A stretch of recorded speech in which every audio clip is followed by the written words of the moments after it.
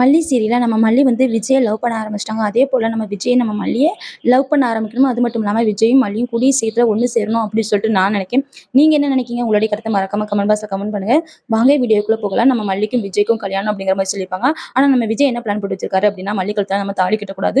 தாலி கட்ட அந்த செகண்ட்ல வந்து ஓமகுண்டத்துல வந்து புகையை போட்டு விட்டுட்டு மல்லியை அவ கழுத்துல அவளே தாலி கட்ட வச்சுக்கணும் அப்படிங்கிற மாதிரி திட்டங்கள்லாம் போட்டிருக்காரு விஜய். இன்னொரு பக்கம் ரஞ்சிதா என்ன நினைக்கிறாங்க அப்படின்னா, இப்படியே நம்ம விட்டுட்டு இருந்தோம்னா விஜய் மாமா வந்து மல்லி கழுத்துல தாலி கட்டிடுவாங்க. அப்புறம் நம்ம வாழ்க்கை என்ன ஆகுறது அப்படின்னு சொல்லி ரஞ்சிதா வந்து ரொம்பவே பயப்படுறா. பயப்படுறது மட்டும் இல்லாம நம்ம மல்லியை போட்டு தள்ளணும்னு நினைக்கிறா. போதும் பொண்ணு என்ன நினைச்சிருப்பாங்க அப்படின்னா, கல்யாணம் பண்ற அந்த செகண்ட்ல வந்து மல்லியை கடத்தணும் அப்படிங்கிற மாதிரி பிளான் போட்டிருப்பாங்க நம்ம போதும் பொண்ணு. ஆனா வந்து ரஞ்சிதா என்ன சொல்லுவாங்க அப்படின்னா, மல்லியை கடத்தலாம் கூடாது, கடத்தி அவளுக்கு சோறு போட்டு சொல்லிட்டீங்களா, ஒரேடியா மல்லியை போட்டு தள்ளிடணும் அப்படின்னு சொல்லி ரஞ்சிதா பயங்கரமா பிளான் எல்லாம் போட்டிருக்காங்க. இன்னொரு பக்கம்னா நம்ம மல்லி வந்து வெண்பாட்ட ரொம்ப பாசமா இருக்காங்க. அது மட்டும் இல்லாம வெண்பாட்ட நம்ம மல்லி என்ன சொல்றாங்க அப்படின்னா, எப்போதுமே நீ ஸ்கூல் போகும்போது சரி, ஸ்கூல் போயிட்டு வந்தவரும் சரி, வீட்டுக்கு வந்தவனும் முதல்ல நீ என்னைய தான் பாப்ப, நான் எப்போதுமே வீட்டுல இருப்பேன், எங்கேயும் போக மாட்டேன் அப்படிங்கிற மாதிரி சொல்றாங்க நம்ம வெண்பாட்ட. அதெல்லாம் பார்த்த விஜய் வந்து, என்ன மல்லி நீ தேவையே இல்லாம வெண்பாட்ட இந்த மாதிரி எல்லாம் பேசிட்டு இருக்க, எப்போதுமே இந்த வீட்டுல இருப்பேங்கிற மாதிரி பேசிட்டு இருக்க, என்ன அர்த்தத்துல நீ பேசுற எனக்கு புரியல அப்படிங்கிற மாதிரி சொல்றாங்க.